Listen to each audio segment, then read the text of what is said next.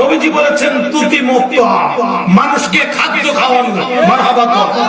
কিন্তু শামসিয়া দরবারের মধ্যে এই লক্ষ লক্ষ মানুষকে যে খাদ্য খাওয়ানো হয়, এর মতো ইবাদত পৃথিবীর মধ্যে হতে পারে না।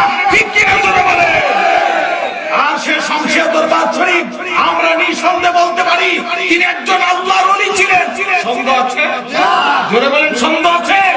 শামসিয়া দরবারের মতন, শামসিয়ার আল্লাহর ওলির মতন পৃথিবীতে এমন কিছু আল্লাহর ওলি আছে, আল্লাহর বান্দা আছে। আল্লাহর নবী বলেছেন ইন্না মিন আব্দিল্লাহ লা আকসারু আল্লাহ লা বাররাহু জিল্লা বলেন মারহাবা। আল্লাহর নবী বলেছেন আল্লাহর সৃষ্টি জগতে এমন কিছু আল্লাহর বান্দা আছে যারা যদি আল্লাহর কাছে কিছু চায়, তারা যদি আল্লাহর কাছে কিছু চায়, আমার আল্লাহ দিতে বাধ্য। মারহাবা।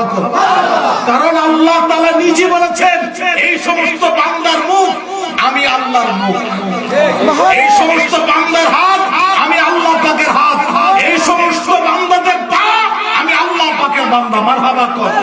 সুতরাং আল্লাহ নিজে বলেছেন এই শামসিয়ার মতন আল্লাহর ওলির মতন তাদের সাথে যারা দুশমনি করে, আল্লাহ পাক নিজে বলেছেন আমি তাদের সাথে যুদ্ধ ঘোষণা করলাম।